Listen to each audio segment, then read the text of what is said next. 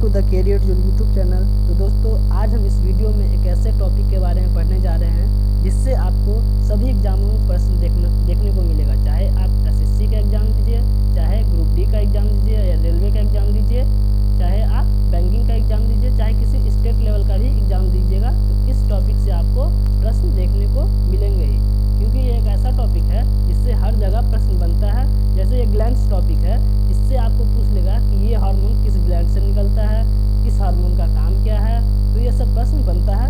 और बहुत सारे स्टूडेंट कंफ्यूज भी हो जाते हैं कि किसको टिक करें, दो ऑप्शन में कंफ्यूज हो जाते हैं, याद नहीं रहता है। तो उसी को मैं आज कोशिश कर रहा हूँ कि वो सारा चीज़ आपको याद हो जाए, अच्छे तरीक़े से समझ जाइएगा, तो याद करने की ज़रूरत नहीं होगा कि कैसे होता है। आज मैं उसी को समझाने की कोशिश कर रहा हूँ।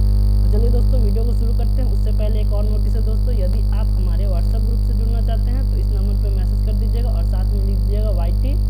और आप हमसे इंस्टाग्राम पेज से भी जुड़ सकते हैं। पेज का नाम है करंट अफेयर्स जोन, और जहां 2,25,000 स्टूडेंट जुड़े हुए हैं। इसका लिंक आपको डिस्क्रिप्शन में मिल जाएगा, और साथ में टेलीग्राम का भी लिंक डिस्क्रिप्शन में मिल जाएगा। आप इससे हमारे साथ टेलीग्राम पे भी जुड़ सकते हैं।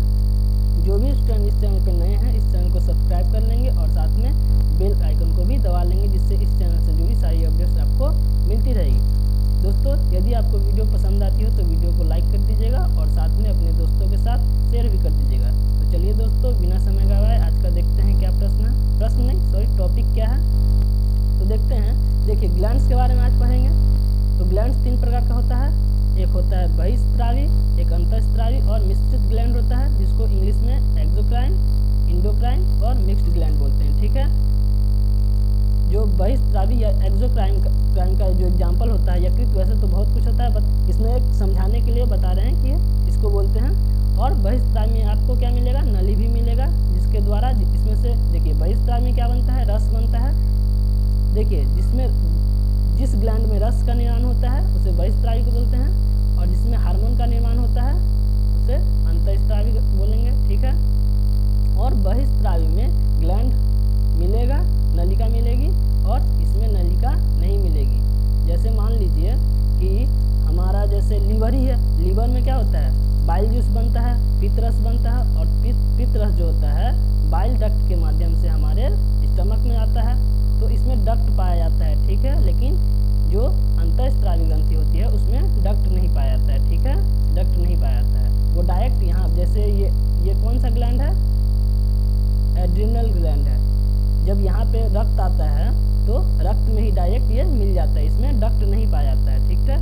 डायरेक्ट रक्त में मिल जाता है, लेकिन इसमें जो पित्त रस बना वो डक्ट के माध्यम से पेट में जाता है। ठीक है। तो इसमें रस बनता है, जूस बनता है। जैसे स्लाइवरी ग्लैंड मान लीजिए, उसमें से सलाइवा लार निकलती है, तो ये सब बहिस्रावी का एग्जाम्पल हो जाएगा और अंतःस्रावी का एग्जाम्पल हो जाएगा। जैसे एक को दिखाए हैं एड्रिनल। वैसे तो आज इसी टॉपिक पे ही बात करेंगे कि अंतःस्रावी ग्रंथि से कौन कौन होता है, उससे कौन कौन सा हार्मोन निकलता है, उसका कार्य क्या होता है, उसकी स्थिति क्या होती है, ये सब पढ़ेंगे। और निश्चित तो ये जानते ही हैं कि ये पेनक्रियाज है, इससे पेनक्रियाटिक जूस निकलता है। तो चलिए देखते हैं और क्या है इसमें, क्या क्या पढ़ना है। पहले कुछ देख लेते हैं कि अंतःस्रावी और बहिस्रावी में कुछ अंतर देते हैं। वैसे तो आपको एक अंतर बता ही दिए हैं कि बहिस्रावी में डक्ट पाया जाता है और इसमें नहीं पाया जाता है। ठीक है। वैसे पढ़ लेते हैं क्या है कि शरीर की ऐसी ग्रंथि जिसके द्वारा स्रावित स्राव को विभिन्न अंगों तक पहुंचाने के लिए वाहिनियां या नलिका होती है। अभी बताएं कि बहिस्रावी में नलिका होती है, तो जिसमें नलिका होती है उसको क्या बोलेंगे, बहिस्रावी कहलाती है। और वही चीज़ में लिखा होगा कि बहिस्रावी ग्रंथियाँ के विपरीत अंतःस्रावी ग्रंथियाँ नलिका विहीन होती है, मतलब इसमें नलिका नहीं होती, अतः इसमें नलिका विहीन ग्रंथियाँ भी कहते हैं। और इसको क्या बोलते हैं, नलिका विहीन ग्रंथियाँ भी कहेंगे इसको। अंतःस्रावी ग्रंथियाँ नलिका डक्ट के अभाव में अपने स्राव को सीधे रुधिर में, हम बताएं कि डायरेक्ट ये रुधिर मतलब रक्त में, डायरेक्ट रक्त में ये अपना जो हार्मोन बनाती है उसे छोड़ देती है। ठीक है। मुक्त कर देती है। अंतःस्रावी ग्रंथियों द्वारा स्रावित स्राव को क्या अंतःस्राव या हार्मोन कहते हैं। ठीक है। हार्मोन बनाते हैं। अब देखिए कुछ एग्जाम्पल है। ये दोनों तो अंतर हो गया, ये हो गया बहिस्रावी का और ये हो गया अंतःस्रावी का। ठीक है। ये हो गया एक्सोक्राइन का और ये हो गया इंडोक्राइन का। ठीक है। और कुछ एग्जाम्पल देख लेते हैं। जैसे कि ये हो गया इंडोक्राइन का हो गया जैसे थायराइड ग्लैंड, पैराथायराइड, पीयूष ग्रंथि, अधिवृक्क, ये सब और भी है, यहाँ ETC लिखा और भी है। अभी आज इसी के बारे में पढ़ेंगे ही, अंतःस्त्रावी ग्रंथि के बारे में पढ़ेंगे, ठीक है। बहिःस्त्रावी ग्रंथि का एग्जाम्पल क्या क्या हो जाता है, लार ग्रंथि, पसीने की ग्रंथि जो होता है, गौमाशय, और स्तन ग्रंथि यानी जो दूध का स्रावित होता है वो सब, और ETC ये सब होता है, ठीक है। और बहुत सारा चीज़ होता है। और देखिए इसको याद कर लीजिएगा, हो सकता है कि आपके शिफ्ट में ये प्रश्न आ ही जाए, पूछ लिया जाए कि सिक्रेटिन होगा। सिक्रेटिन हार्मोन सर्वप्रथम 1902 ईस्वी में E.H. स्टार्लिंग के द्वारा खोजा गया था। सबसे पहला हार्मोन कौन सा खोजा गया था, सिक्रेटिन, ठीक है, सिक्रेटिन। यहाँ पे थोड़ा मिस्टेक हो गया है तो उसे देख लीजिएगा, ये समझ गए। अब चलिए देखते हैं कि आज हम क्या पढ़ेंगे, इंडोक्राइन के बारे में, ठीक है, अंतःस्त्रावी ग्रंथि के बारे में। पहले देख लेते हैं कि ग्रंथि कितना होता है, क्या क्या होता है, और उसकी स्थिति क्या कहाँ होता है। उसके बाद स्थिति में भी उसका और डीपली जाने की स्थिति, जैसे ये तीन ग्लैंड कहाँ होता है, ब्रेन में होता है, लेकिन ब्रेन में भी कहाँ पे होता है उसको भी जानेंगे हम। पहले ये एक ऊपर देख लेते हैं कि क्या क्या चीज़ कहाँ होता है। तो देखिए पीयूष ग्रंथि और पीनियल ग्रंथि और हाइपोथैलेमस, ये कहाँ होता है, ब्रेन में होता है।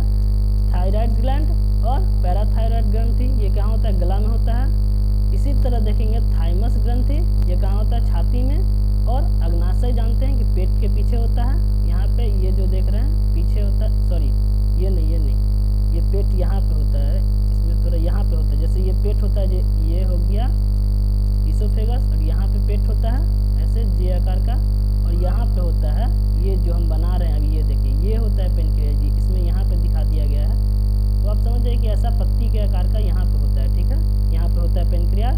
और एड्रिनल ग्रंथि होता है वृक्क के ऊपर, जो हम पहले बताए थे। एक सेकंड इसको थोड़ा रफ कर लेते हैं, इसको हम पहले टिक कर दिए थे। ये है एड्रिनल, जो वृक्क के ऊपर होता है उसे एड्रिनल ग्लैंड बोलते हैं।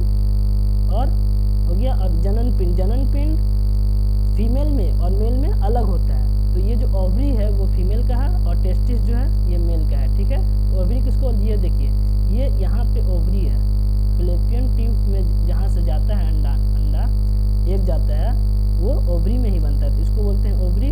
और टेस्टिस किसको बोलते हैं, ये मेल का है, ये है टेस्टिस, ठीक है। चलिए अब नेक्स्ट देखते हैं क्या है। अब देखेंगे कि सभी ग्लैंड से कौन कौन सा हार्मोन निकलता है और उसका कार्य क्या है, उसकी स्थिति क्या है, ये सब पढ़ेंगे, ठीक है। तो देखिए पिट्यूटरी ग्लैंड, जिसको हिंदी में क्या बोलते हैं, पीयूष ग्रंथि, ठीक है। पीयूष ग्रंथि या पीयूषिका एक अंतःस्त्रावी ग्रंथि है। ये तो पता ही है कि आज हम जो पढ़ेंगे इंडोक्राइन पढ़ेंगे, और इंडोक्राइन जो होती है वो अंतःस्त्रावी ग्रंथि होती है, ठीक है। और इसका जो आकार होता है क्या होता है, एक मटर के दाने के आकार का। और अगर मटर के दाने का आकार का है तो ये कितना ज़्यादा तो बड़ा होगा ना, एकदम छोटा सा होगा। और इसका वजन कितना होता है, देख लीजिए इसका आकार एक मटर के दाने के जैसा होता है, और इसका वजन कितना होता है, 0.6 ग्राम होता है, ठीक है। अगर आउंस में, ये तो आउंस वैसे कभी पूछा नहीं, हो सकता है कभी पूछ ले, एक बार देख लीजिएगा ऊपर। इसका वजन जो होता है 0.6 ग्राम होता है, और यह मस्तिष्क के तल पर हाइपोथैलेमस के निचले हिस्से से निकला हुआ होता है, हाइपोथैलेमस के निचले हिस्से से, ठीक है। ये देखिए ये है हाइपोथैलेमस। जैसे अगर यहाँ देखिएगा तो ये देखिए ये जो सर्किल कर रहे हैं, एक सेकंड कलर चेंज कर लेते हैं, रेड कलर, ये जो सर्किल कर रहे हैं ये तो ये हो गया, और इसके ऊपर में होता है हाइपोथैलेमस, ठीक है। यहाँ देखिए यहाँ पे इंडिकेट किया गया है, ठीक है, यहाँ पे होता है हाइपोथैलेमस, ये देखिए हाइपोथैलेमस ये है, ठीक है। इसी के नीचे से लगा हुआ रहता है, क्या लगा रहता है, पिट्यूटरी ग्लैंड, जिसको पीयूष ग्रंथि कहते हैं। अब एक चीज़ ये भी याद रख लीजिए कि पीयूष ग्रंथि को हाइपोफिसिस भी कहा जाता है, ठीक है, ये भी कहा जाता है, इसको याद रख लीजिएगा, ठीक है। ये भी पूछ सकता है कि हाइपोफिसिस किस ग्रंथि को कहा जाता है, या फिर हाइपोफिसिस किस ग्रंथि का दूसरा नाम है, ये पूछा जा सकता है। तो याद रखिए कि पीयूष ग्रंथि का। अब यहाँ देखिए ये क्या है, पीयूष ग्रंथि है। पीयूष ग्रंथि का दो भाग होता है, एक ये देख रहे हैं ये, और एक ये देख रहे हैं, ठीक है। तो ये वाला जो भाग है वो क्या है, एंटीरियर लोब, और ये क्या है, पोस्टीरियर लोब। अगर हिंदी में बोले तो अग्र पीयूष ग्रंथि, और अगर इसको बोले तो पोस्टीरियर को बोले तो पश्च पीयूष ग्रंथि, ठीक है। अब ये दोनों से अलग अलग हार्मोन निकलता है, वो पढ़ेंगे। इसमें से इम्पोर्टेंट है, जैसे आपसे पूछ लिया जाए कि अग्र मस्तिष्क से कौन सा हार्मोन निकलता है और पश्च मस्तिष्क से कौन सा हार्मोन निकलता है, 4 ऑप्शन दे दिया जाए, और चारों जो ऑप्शन हो वो पीयूष ग्रंथि से ही निकलता है। ये पूरा टोटल को क्या बोलेंगे, पीयूष ग्रंथि। लेकिन पीयूष ग्रंथि का भी भाग होता है एक अग्र पीयूष और एक पश्च पीयूष। अब अगर आपसे इन दोनों में पूछ ले तो यहीं पे आप कंफ्यूज कर जाइएगा, क्योंकि आप तो याद करके रखे हैं कि क्या याद करके रखे हैं कि ऑक्सीटोसिन या फिर वृद्धि हार्मोन कहाँ से निकलता है। आप सिंपल याद करके है कि वृद्धि हार्मोन कहाँ से निकलता है, तो पीयूष ग्रंथि से। अगर आपसे पूछ लिया जाए कि वृद्धि हार्मोन जो निकलता है पीयूष ग्रंथि से तो निकलता है, लेकिन उसके अगले भाग से निकलता है या पिछले भाग से, तब आप कंफ्यूज हो जाइएगा और क्वेश्चन को गलत कर दीजिएगा या फिर छोड़ दीजिएगा। आपको मतलब नंबर जो रखा हुआ था वो भी छूट जाएगा। तो इसीलिए देख लीजिए कि ये देखिए, ये जो एग्जाम्पल है ये मस्तिष्क नहीं, अग्र पीयूष ग्रंथि से निकलने वाला हार्मोन का है। और ये जो है पहले इसको देख लेते हैं। तो अग्र पीयूष ग्रंथि से कौन सा हार्मोन निकलता है, वृद्धि हार्मोन, जिसको इंग्लिश में ग्रोथ हार्मोन भी कहते हैं। वृद्धि हार्मोन हो गया। थायराइड उत्तेजक हार्मोन। अब देखिए वृद्धि हार्मोन पहले देख लीजिए, वृद्धि हार्मोन का क्या काम है। मान लीजिए एक कोशिका है, कोशिका विभाजन में वृद्धि हार्मोन का भी काम है। जैसे एक कोशिका से 2 कोशिका बन गया, तो ये वृद्धि हार्मोन का काम है। और जो वृद्धि हार्मोन जो होता है यह सबसे ज़्यादा निकलता है, सबसे अधिक मात्रा में यही निकलता है, ठीक है, पीयूष ग्रंथि से, ठीक है। और उसके बाद थायराइड उत्तेजक हार्मोन, इसका नाम से ही पता चल रहा है क्या, जो ये थायराइड को उत्तेजित करता है, ठीक है। उत्तेजित करना मतलब उसको उकसाना। ऐसे बोल सकते हैं कि जैसे कोई लड़का काम नहीं कर रहा है, आप उसको बोल रहे क्या यार तू काम नहीं करता है, ये नहीं करता वो कर, उकसा रहे हैं कि जिससे वो काम करने लगे। तो थायराइड ग्रंथि काम नहीं करते रहता है, तो पीयूष ग्रंथि क्या करता है, एक हार्मोन निकालता है। वो हार्मोन जाके क्या करता है, वो थायराइड ग्लैंड को उत्तेजित करता है कि भाई तू काम कर, तू हार्मोन निकाल, ऐसे करके उत्तेजित करता है। ऐसे समझ सकते हैं, ठीक है। तो इसका काम समझ गए। अभी सभी के बारे में एक एक करके बताएंगे, पहले देख लेते हैं ऊपर से, समझ गए। अब एड्रेनोकॉर्टिकोट्रोपिक हार्मोन, एक ये हार्मोन होता है, इसके बारे में भी देखेंगे। फॉलिक उत्तेजक हार्मोन, इसके बारे में भी देखेंगे। ल्यूटिनकारी हार्मोन, इसके बारे में देखेंगे। प्रोलैक्टिन हार्मोन, सबके बारे में देखेंगे। तो ये हो गया अग्र पीयूष ग्रंथि से निकलने वाला हार्मोन, ठीक है। अब देख लेते हैं कि पश्च पीयूष ग्रंथि से कौन कौन सा हार्मोन निकलता है। तो ऑक्सीटोसिन हार्मोन, ठीक है, ऑक्सीटोसिन हार्मोन। और एक होता है वैसोप्रेसिन या फिर मूत्रबंधन रोधी। आप देखिएगा, आप यहाँ पे देखिएगा, अगर नेट पे भी सर्च कीजिएगा, गूगल पे भी सर्च कीजिएगा, तो आप कंफ्यूज हो जाइएगा। किसमें कंफ्यूज हो जाएगा, तो प्रोलैक्टिन में और ऑक्सीटोसिन में, ये दोनों में आप कंफ्यूज फिक्स है कि हो जाइएगा। दोनों के बारे में दूध से ही रिलेटेड लिखेगा, लेकिन आपको समझ में नहीं आएगी क्या चीज़ है। तो देखिए, दूध का निर्माण में जब शिशु का जब जन्म होता है माँ के गर्भ से, तो माँ के स्तन में दूध का निर्माण होता है। तो दूध का निर्माण में ये मदद करता है प्रोलैक्टिन। और जब दूध का निर्माण होगा तो दूध को तो शिशु पिएगा, तो निप्पल से जब दूध को निकलने में सहायता प्रदान करता है, ठीक है। तो ऑक्सीटोसिन दूध निकलने में, ठीक है, निप्पल से दूध निकलने में ये सहायता प्रदान करता है। इसका और भी काम है, अभी बताएंगे हम, ठीक है, अभी बताएंगे आगे। और ये देखिए, ये तो हो गया ऑक्सीटोसिन का, इसको हम यहाँ पे लिख देते हैं।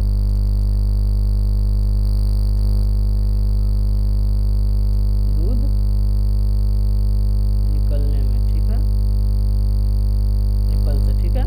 इसको आप लोग नोट्स बना लीजिएगा, ठीक है। वैसे आप अगर व्हाट्सएप ग्रुप से जुड़ते हैं तो आपको ये पीपीटी आपको पूरा मिल जाएगा। आज तो नहीं देंगे क्योंकि आज इसका पहला पार्ट है, इसका अगला पार्ट कल करवाएंगे, तो पूरा एक साथ ही नोट्स दे देंगे। ये पीपीटी आपको जैसा इसमें लिखा हुआ है वैसा आपको मिल जाएगा। लेकिन ये हैंड राइट जो कर रहे हैं, जैसे ये सब लिख रहे हैं, ये सब लिखा हुआ नहीं रहेगा, इसलिए आप थोड़ा नोट्स बना लीजिए। वैसे तो आपको ये पीपीटी वैसे मिल जाएगा, लेकिन ये सब हैंड रिटन जो है वो सब नहीं मिल पाएगा, ठीक है।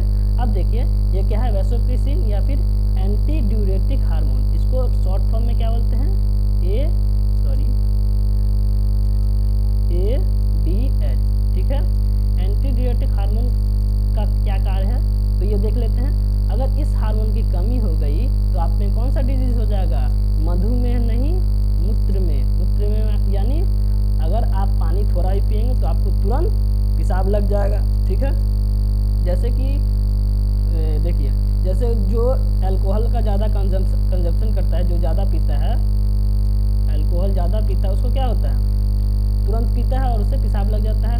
तो उसका मतलब क्या है, अगर अल्कोहल जो आदमी पीता है उसका जो ADH हार्मोन जो होता है उसका स्राव क्षमता कम हो जाती है, वो कम निकलता है, जिसके कारण उसको बार बार पेशाब लग जाता है, जल्दी जल्दी पेशाब लग जाता है।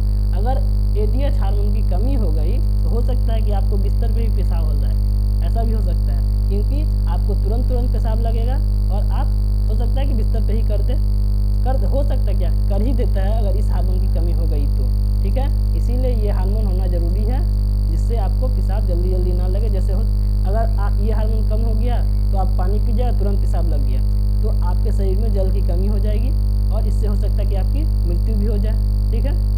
तो समझ गए। अब चलिए देखते हैं आगे क्या है।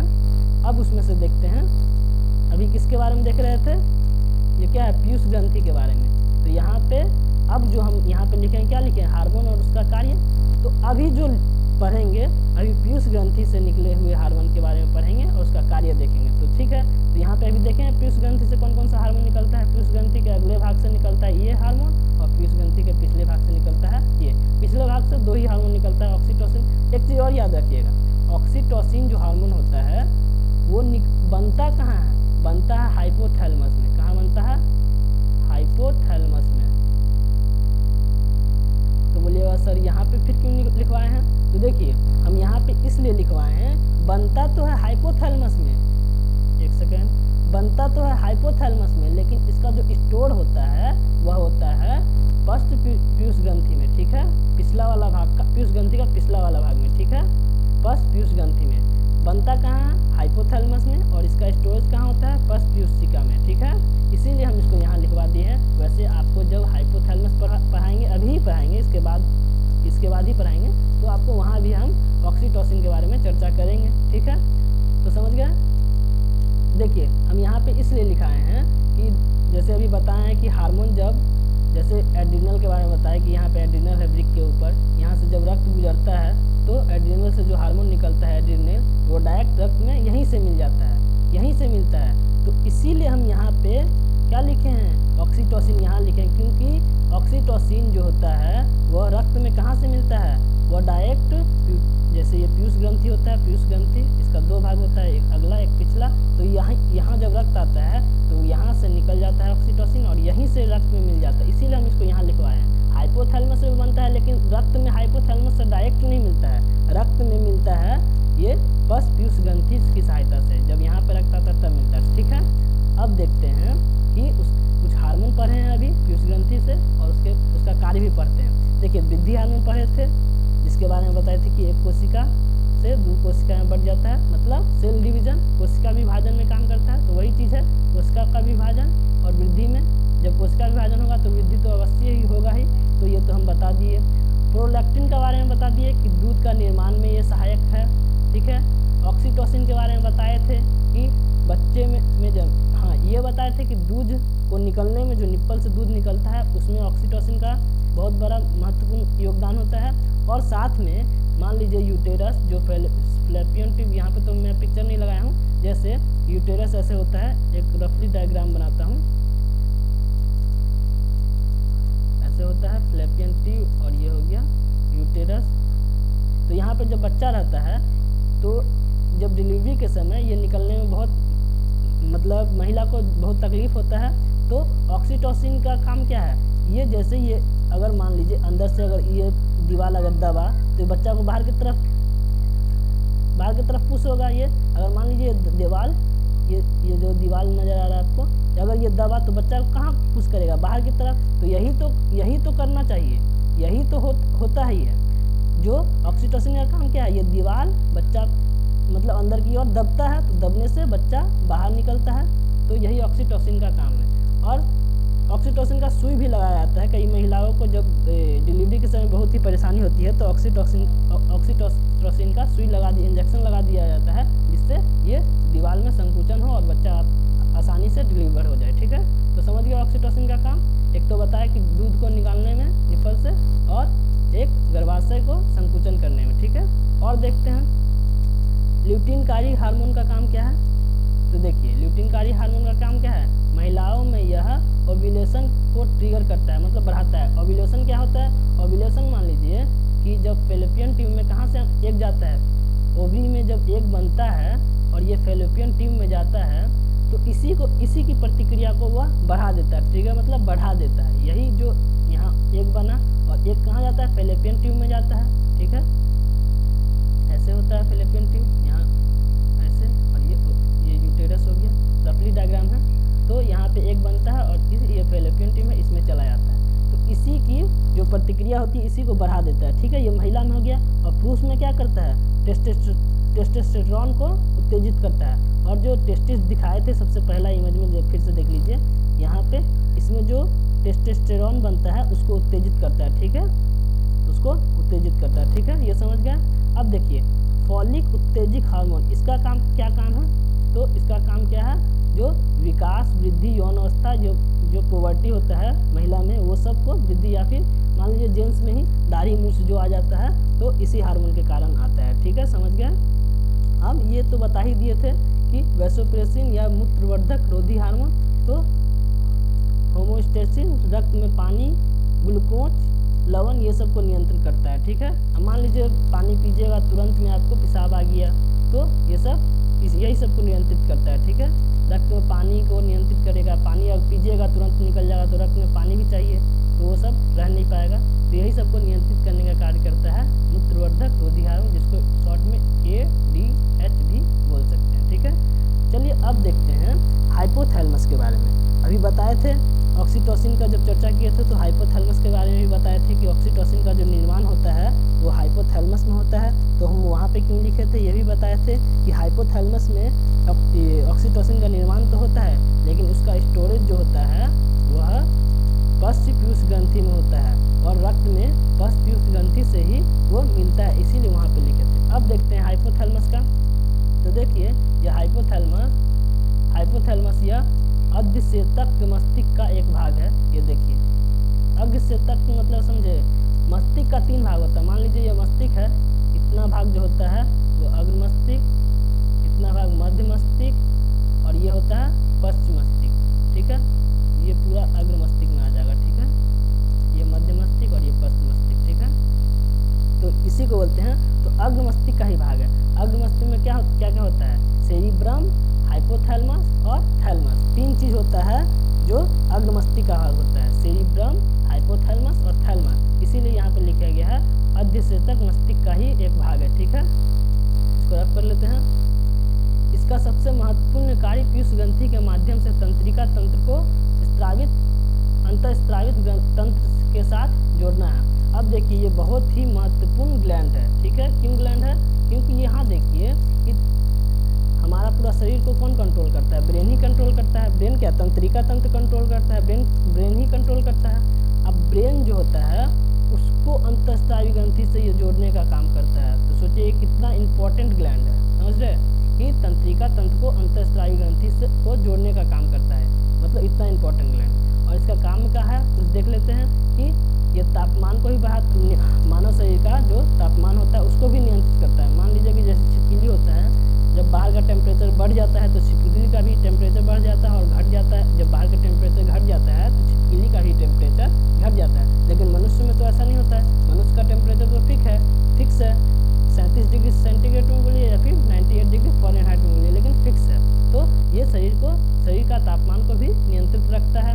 प्यास भूख ये सब जो लगता है, इसी मतलब प्यास भूख का जो महसूस होता है यही हाइपोथैलेमस के कारण ही होता है। ठीक है, और हाइपोथैलेमस का मेन काम क्या है, ताप को नियंत्रित करता है, शरीर के ताप को नियंत्रित करता है। ठीक है, और देखते हैं जो हाइपोथैलेमस को क्या कहते हैं।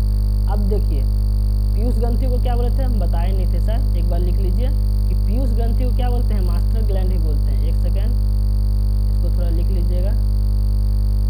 पीयूष ग्रंथि को क्या बोलते हैं, यहाँ पे तो लिखा हुआ नहीं है, इसको मास्टर ग्रंथि बोलते हैं, मास्टर ग्रंथि बोलते हैं पीयूष ग्रंथि को। ठीक है, अब यहाँ पे देखिए जो हाइपोथैलेमस है, हाइपोथैलेमस को क्या बोलते हैं, यहाँ देखिए मास्टर ग्रंथि का मास्टर मतलब मास्टर ऑफ मास्टर ग्लैंड। ठीक है, मास्टर ऑफ मास्टर ग्लैंड। क्यों, ये पीयूष ग्रंथि तो सब मतलब सभी ग्रंथि को कंट्रोल करता है, लेकिन हाइपोथैलेमस जो है वह क्या करता है, पीयूष ग्रंथि को भी कंट्रोल करता है। ठीक है, इसीलिए इसको मास्टर ऑफ मास्टर ग्लैंड भी बोलते हैं। ठीक है, समझ गए। अब यदि आपसे पूछे या फिर सुपर मास्टर बोल लीजिए, या फिर क्या बोल लीजिए, सुपर मास्टर, तो आपसे कहीं पूछ दे कि सुपर मास्टर ग्लैंड किसको बोलते हैं या फिर मास्टर ऑफ मास्टर ग्लैंड किसको बोलते हैं, तो क्या बोलिएगा? हाइपोथैलेमस। तब आप पीयूष ग्रंथि नहीं लगा सकते। पीयूष ग्रंथि कब लगाइएगा? जब आपसे मास्टर ग्लैंड पूछे नॉर्मली, तब पीयूष ग्रंथि। अगर आपसे पूछे कि मास्टर ऑफ मास्टर ग्लैंड, तब क्या लगाइएगा? तब हाइपोथैलेमस। समझ गए? चलिए इसका कुछ कार्य देख लेते हैं। पहले देखिए, इससे ये मेजरली 4 हार्मोन निकलता है। एक डोपामाइन, ऑक्सीटोसिन जिसके बारे में बताए थे, सेरोटोनिन और एंडोर्फिन। ठीक है, ये 4 हार्मोन निकलता है। और इससे क्या क्या काम है ये थोड़ा देख लेते हैं। ये हम इमेज के थ्रू लगाए हैं, शायद आप लोग को दिख रहा होगा। वैसे आप लोग थोड़ा, अगर पीपीटी जब मिलेगा तो आप लोगों को साफ साफ नज़र आएगा, शायद इसमें साफ साफ नज़र नहीं आ रहा। मैं नॉर्मली बता दे रहा हूँ कि ऑक्सीटोसिन को क्या बोलते हैं? इसको लव हार्मोन भी बोलते हैं। जैसे क्यों इसको लव हार्मोन बोलते हैं ये भी समझ लेते हैं कि देखिए, जब आप अपने मतलब प्रेमी या प्रेमिका को हक करते हैं तो ये हार्मोन का स्रावित होता है। इसीलिए देखिए, जब अपना हाथ पकड़ते होंगे किसी का, या फिर माँ और बच्चे का प्यार जो होता है उसे, ये सब हार्मोन का वही काम है। जब माँ और बच्चे का स्नेह होता है तो उस दौरान ये हार्मोन सीक्रेट होता है। या फिर अपना प्रेमिका को हक करते समय, हैंड्स पकड़ते समय, ये सब समय में ये हार्मोन स्रावित होता है। अब देखते हैं डोपामाइन का काम क्या है। ठीक है, तो डोपामाइन का काम क्या है? डोपामाइन का फिनिश ए टास्क। जैसे आप कोई आपको ये होमवर्क मिलता था बचपन में, अभी भी मिलता होगा शायद, तो होमवर्क मिलता था बचपन में, आप कर लेते तो लगता था संतुष्टि मिल गया, चलो अब हमको संतुष्टि मिल गया, हम कर लिए। एक अलग से फीलिंग आता था, ओ होमवर्क हो गया। ठीक है, self care activities, it's nutrition food. अब कोई भी न्यूट्रिशन फूड खा लिए तो लगा कि हाँ संतुष्टि मिला, ऐसा करके लगता है। तो ये डोपामिन का काम है। अब देखिए एंडोर्फिन का क्या है? हंसना, लाफिंग। ये सब जो होता है, dark of comedy show, watch of comedy show में हंसते उठते हैं, तो ये सब क्या है? एंडोर्फिन का। और सेरोटोनिन का क्या काम है? जैसे मेडिटेशन, जब मेडिटेशन करते हैं, दौड़ते हैं, मतलब क्या, जैसे आप दौड़ते उड़ते हैं तो क्या लगता है, ज़्यादा सांस उस लेते हैं, उस समय ये सब हार्मोन। वैसे आपको बताएं कि एक एड्रिनल हार्मोन होता है जो इमरजेंसी हार्मोन भी इसको बोलते हैं, क्योंकि मारपीट जब होता है तो वही हार्मोन स्रावित होता है, तो वो उस समय बताएंगे। लेकिन उसी टाइप का कुछ ये हार्मोन है। ठीक है, समझ लीजिए। स्विमिंग करने टाइम जैसे पसीना वसीना आने लगता है तो उस टाइप से समझ लीजिएगा। मेजरली आपको ऑक्सीटोसिन पता होना चाहिए, और ये डोपामाइन ये सब नहीं पता रहेगा तो चलेगा, लेकिन ऑक्सीटोसिन को एक बार देख लीजिए। आपको शायद दिख नहीं रहा होगा, मैं जब पीपीटी दूंगा या पीडीएफ दूंगा तो उसमें आपको साफ साफ नजर आएगा। ठीक है, चलिए अब देखते हैं पीनियल ग्लैंड। इसको इंग्लिश में भी हिंदी में भी पीनियल ग्लैंड ही बोला जाता है, वैसे वामधूम बोला जाता है, ये याद मत रखिएगा। आपको एग्जाम में गावधूम बोल के कभी आया ही नहीं है, ना शायद आएगा, हो सकता है आ भी सकता है, वैसे देख लीजिएगा आप। ठीक है, पीनियल ग्रंथि। पीनियल ग्रंथि कहाँ होता है? देखिए पीनियल ग्रंथि पिंड, एपिफिसिस सेरिब्रम, एपिफिसिस या तीसरा आँख, इसको क्या बोलते हैं ये याद रखिएगा, इसको तीसरा, पीनियल ग्लैंड को क्या बोलते हैं? तीसरा आँख। ये देखिए यहाँ पे आपको ब्लू कलर का दिख रहा होगा, तो इसी को बोलते हैं पीनियल ग्लैंड। यहाँ पे देखिए जूम करके दिखाया गया, ऐसा करके है। ठीक है, इसी को बोलते हैं पीनियल ग्लैंड। ठीक है, समझ गया। और ये जो होता है वो अंतःस्रावी का सबसे छोटी अंतःस्रावी है, सबसे छोटी अंतःस्रावी। ठीक है, सबसे छोटी, सबसे बड़ा भी बताएंगे इसके बाद, लेकिन ये सबसे छोटी होती है। ठीक है, पीयूष ग्रंथि से भी, जो पीयूष ग्रंथि के बारे में क्या बोले थे, ये मटर के दाने के आकार का होता है, और इसका वजन कितना होता है? 0.6। ठीक है, 0.6 ग्राम। लेकिन ये जो पीनियल ग्लैंड होता है वह उससे भी छोटा ग्रंथि है। ठीक है, ये मानव शरीर का सबसे छोटी ग्रंथि है। ठीक है, इसका आकार एक अनानास के बीज के तरह, अनानास जानते होंगे, उसी का बीज का आकार का होता है। ठीक है, और यह 2 हार्मोन स्रावित करती है, एक मेलाटोनिन और एक सीरोटोनिन। मेजरली ये मेलाटोनिन के लिए ही फेमस है। मेलाटोनिन, ये देखिए मेलाटोनिन यहाँ लिखा हुआ है। मेलाटोनिन को क्या बोलते हैं? स्लीप हार्मोन, स्लीप हार्मोन, या फिर इसको हम क्या बोल सकते हैं? अंधेरा का हार्मोन, अंधेरे का हार्मोन। अगर आपसे पूछ ले एग्जाम में कि अंधेरे का हार्मोन किसे बोलते हैं, तो क्या बोलिएगा? मेलाटोनिन को। या फिर स्लीप हार्मोन किसे बोलते हैं? तो मेलाटोनिन को। ठीक है, तो इसको ऐसा क्यों बोला गया है कि स्लीप हार्मोन? तो मेलाटोनिन हार्मोन जो है वह रात में ही सीक्रेट होता है। ठीक है, क्यों ऐसा होता है? तो मेलाटोनिन अंधेरा में सिक्रेट, रात में अंधेरा में, ठीक है। जैसे आप मान लीजिए कि आप देखेंगे कि कोई भी आदमी मेजरली रात में ही सोता है, ज़्यादातर वैसे तो सोने का दिन में भी सो जाता है, लेकिन मेजरली जो सोता है वह रात में ही सोता है। रात में ही सोता है कि ऐसा कोई परंपरा है जो रात में सोएंगे, दिन में सोएंगे हम, ऐसा क्यों नहीं करते? कर सकते हैं, लेकिन नहीं होता है। क्यों? जो मेलाटोनिन हार्मोन है उसका उसी का काम है कि जब रात होता है, अंधेरा होता है, तो उसी समय मेलाटोनिन हार्मोन सिगरेट होता है और हम लोगों को नींद आता है। और जैसे ही सुबह होता है, सूर्य का प्रकाश निकलता है, अंधेरा दूर हो जाता है, और जब अंधेरा दूर हो जाता है तो मेलाटोनिन जो स्त्रावित होते रहता है रात भर, वह उसका स्त्रावित कम हो जाती है, और कम होती है उसके बाद हमारा नींद खुल जाता है, मतलब दिन हो गया, नींद खुल जाता है। तो मेलाटोनिन का काम है रात में सिगरेट होना, और जिसके कारण नींद आता है, समझ गए? तो मेलाटोनिन के कारण ही, और इसे क्या बोलते हैं, मतलब इससे क्या समझ में आया कि मेलाटोनिन ही हमको सुलाता भी है और जगाता भी है। यही हो रहा है, मेलाटोनिन जब सिगरेट हो रहा है तो सुला देता है, मेलाटोनिन का सिगरेट कम हो जाता है तो हम लोग उठ जाते हैं, दिन हो जाता है। तो इसको क्या बोलेंगे? तो इसीलिए इसको बोलते हैं बायोलॉजिकल क्लॉक। क्या बोलते हैं? बायोलॉजिकल क्लॉक, ठीक है। हिंदी में क्या बोलेंगे? जैविक घड़ी। क्या बोलेंगे? जैविक घड़ी। इसीलिए बोलते हैं, क्यों बोलते हैं? क्योंकि यही हमको सुला भी रहा है, उठा भी रहा है, मतलब एक अलार्म की तरह काम कर रहा है, घड़ी की तरह काम कर रहा है कि हाँ भाई अब सो जा, हाँ भाई अब उठ जा, ठीक है, समझ गया। चलिए कुछ और देख लेते हैं इसके बारे में। ये क्या है, देखिए, जो पीनियल ग्लैंड होता है वो कहाँ होता है? थैलमस के बगल में, थैलमस के पास ही होता है। देखिए मेलाटोनिन यहाँ पे लिख दिए, ठीक है। मेलाटोनिन, पीनियल ग्रंथि का मुख्य कार्य मेलाटोनिन का स्रावित करना है। यह एक ऐसा हार्मोन है जो नींद को नियंत्रित करता है। यहाँ देखिए सोकर है ना, तो रात होता है तभी मेलाटोनिन हार्मोन सिक्रेट होता है और हमें नींद आने लगता है। और जैसे दिन होता है, सूर्य का प्रकाश निकलता है, सूर्य के प्रकाश जब आता है तो मेलाटोनिन सिक्रेट करना बंद कर देता है और हमारा नींद खुल जाता है, समझ गए। तो हम देख लिए हैं कौन कौन सा देख लिए हैं, पीयूष ग्रंथि देख लिए, हाइपोथैलेमस देख लिए, और ये पीनियल ग्लैंड देख लिए। अब हम देखते हैं चौथा, क्या? Thyroid gland. एक बात याद रखिएगा, कभी कभी हमसे पूछ लेता है कि थायराइड ग्लैंड का आकृति कैसा होता है, तो तितली के आकार का। आप बोलिए तितली का, देखिए कुछ ऐसा लग रहा है, ऐसा तितली होता है ना, यही है थायराइड ग्लैंड। तितली कैसा होता है, एक बार हम रफली यहाँ पर डायग्राम कर, तितली कैसा होता है, एक सेकेंड बना नहीं, ऐसा ही कुछ तितली होता है, ये थोड़ा बड़ा होता है, ऐसा ही तितली होता है। तो तितली का आकार, कभी कभी इसे एच आकार का ही बोल देता है, एच ऐसा ही होता है, कुछ ऐसा ही है, तो कभी कभी एच आकार का ही बोला जाता है, ठीक है। इससे मेजरली 3 हार्मोन का सिक्रेशन होता है, कौन कौन? T3, T4 और कैल्सीटोनिन, ठीक है, समझ गए। और थायराइड हार्मोन का जो है असर शरीर का पूरा लगभग सभी भागों में इसका असर होता है, ठीक है।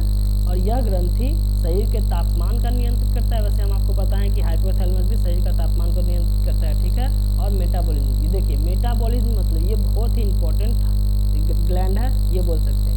मेटाबॉलिज्म मतलब क्या होता है, सॉरी तो काटे क्यों, मेटाबॉलिज्म मतलब क्या होता है, जैसे हम लोग खाना खाते हैं, जैसे बड़ा टुकड़ा खाए उसको फिर छोटा छोटा टुकड़ा में तोड़ना, ये सब जो जितना भी कार्य है शरीर में, जो भी कार्य हो रहा है, जो भी कार्य श्वसन हो रहा है या फिर पाचन हो रहा है, जितना भी कार्य हो रहा है उसको मेटाबॉलिज्म बोलेंगे। तो इससे समझ लीजिए कि ये जो ग्लैंड है कितना इंपॉर्टेंट ग्लैंड है, समझ रहे। वैसे तो शरीर में सारा चीज़ इंपॉर्टेंट ही होता है, लेकिन उसमें देखा जाता है कि कौन ज़्यादा है कौन कम है, ऐसा करके देखा जाता है। वैसे सारा चीज़ इंपॉर्टेंट है। तो देखिए ये मेटाबॉलिज्म को नियंत्रित कर रहा है, मतलब खाना जब खा रहे हैं, रेस्पिरेशन, सांस ले रहे हैं, तो ये सब को भी ये नियंत्रित करता है, समझ गया। ये कितना इंपॉर्टेंट हार्मोन, इससे आपको पता चल गया होगा, ठीक है। इसका देख लीजिएगा, तितली के आकार का होता है और कभी कभी एच आकार का ही बोला जाता है। इससे 3 हार्मोन का स्रावन होता है, T3, T4 और कैल्सीटोनिन, ठीक है।